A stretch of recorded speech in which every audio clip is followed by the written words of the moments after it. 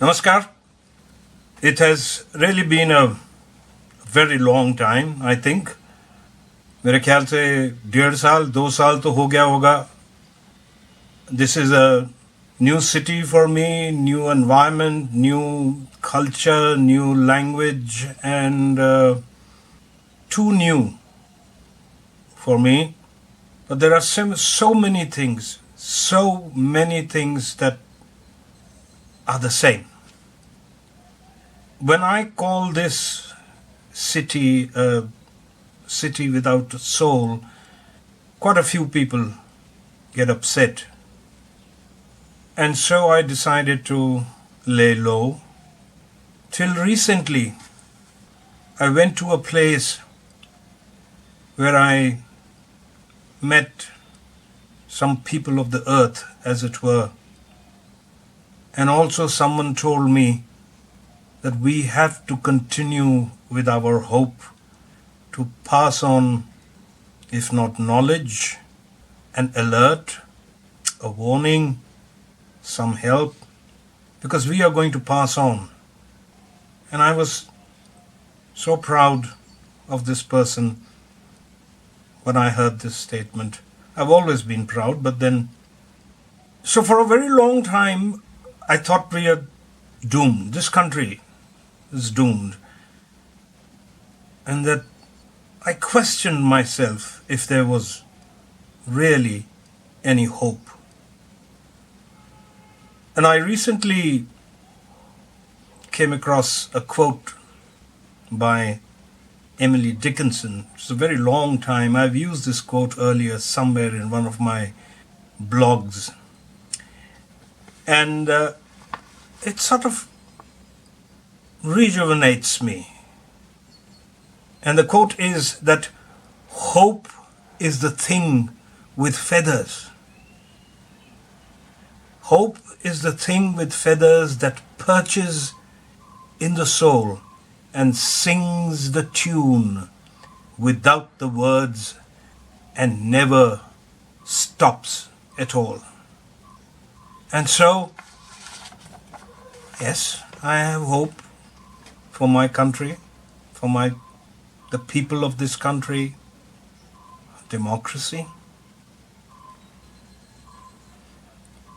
And so today I'm going to tell you 2 stories.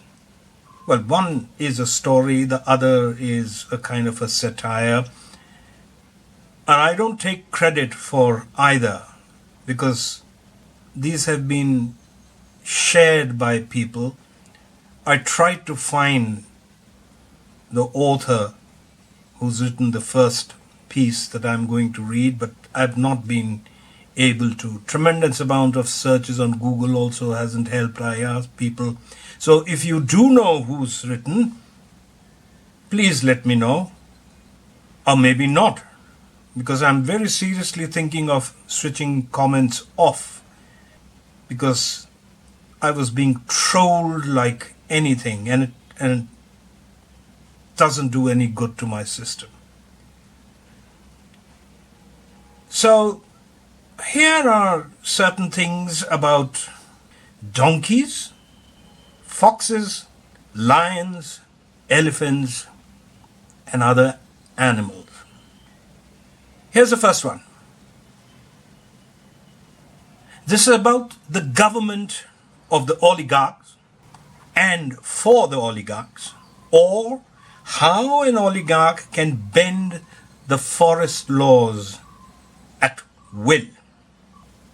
On February 24, 2024, Anant Ambani flagged off a wildlife conservation project which is expected to become the largest zoo in the world, spread over 3,000 acres of land near Jamnagar refinery. He says he has saved 200 elephants. One is not clear whether this huge expanse of land was state-owned, leased for the purpose of the refinery, or acquired for this purpose.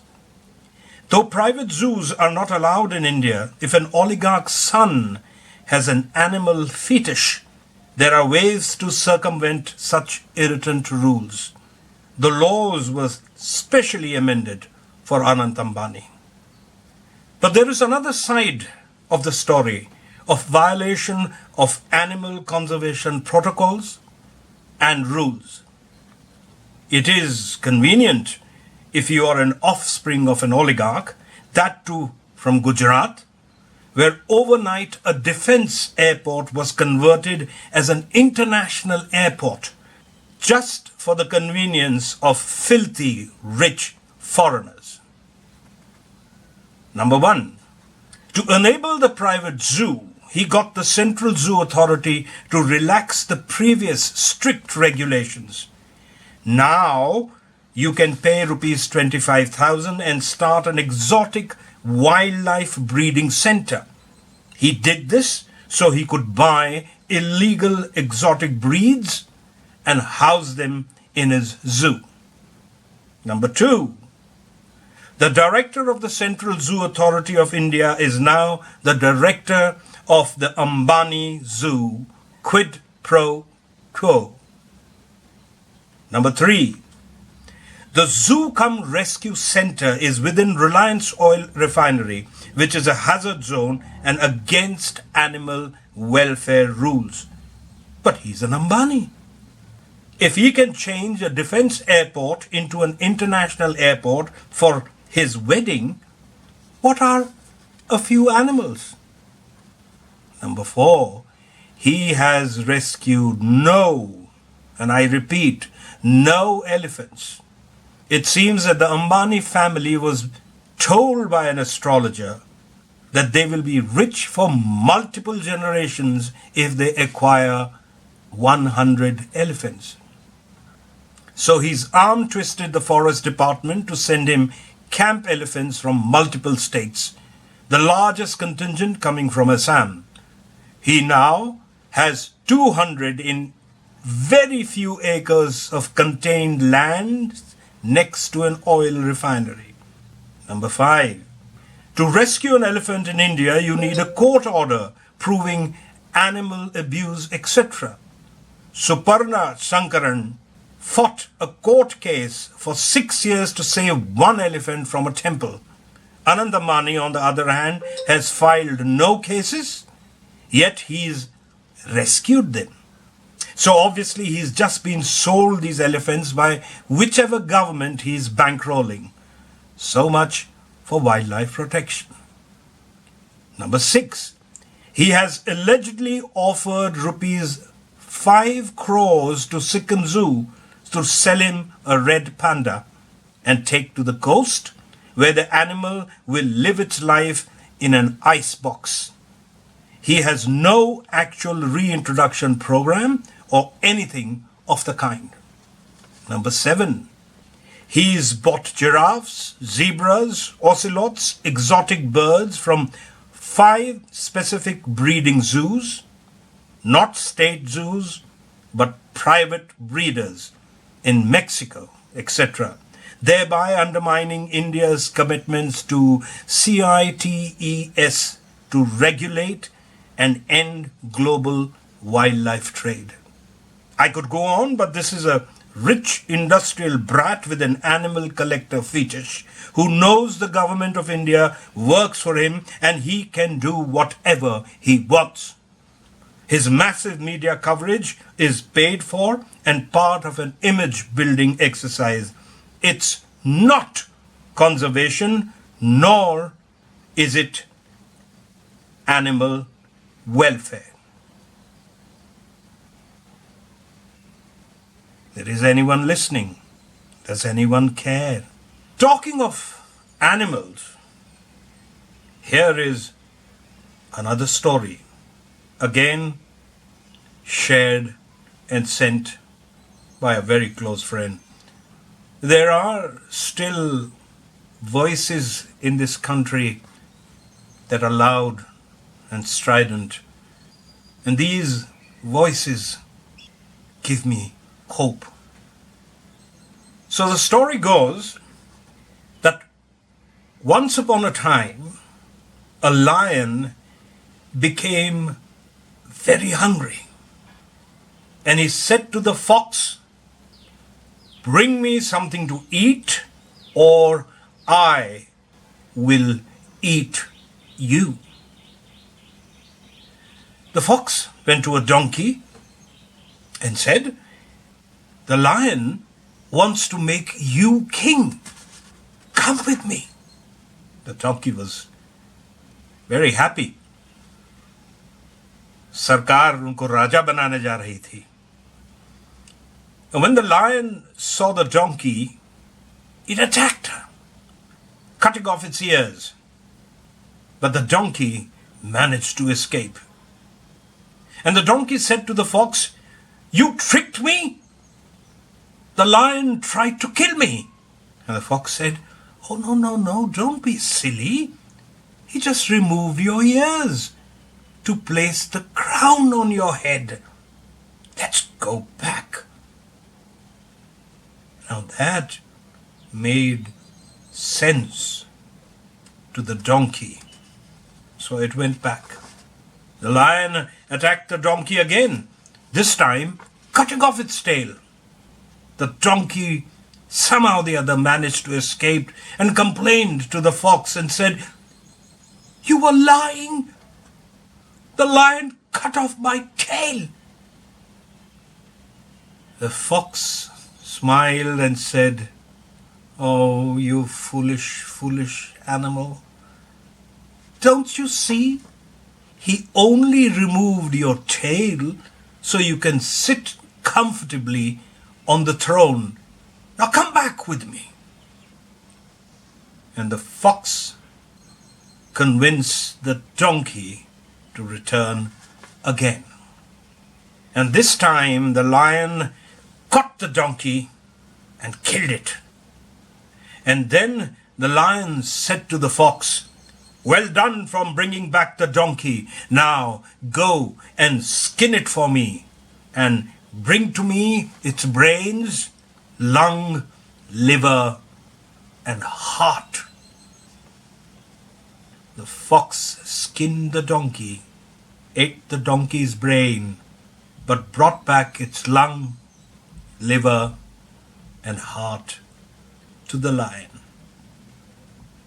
The lion became angry and asked, "Where is the brain? Where is the brain?" And the fox explained, "It had no brains, my king. If it had any brains, it would not have returned to you after you cut off its ears and tail." You will be surprised that this is a Panchatantra story written hundreds of years ago to warn the donkeys in India who will repeatedly go till the third time in 2024, when they will be killed and eaten, those that are still alive, that is.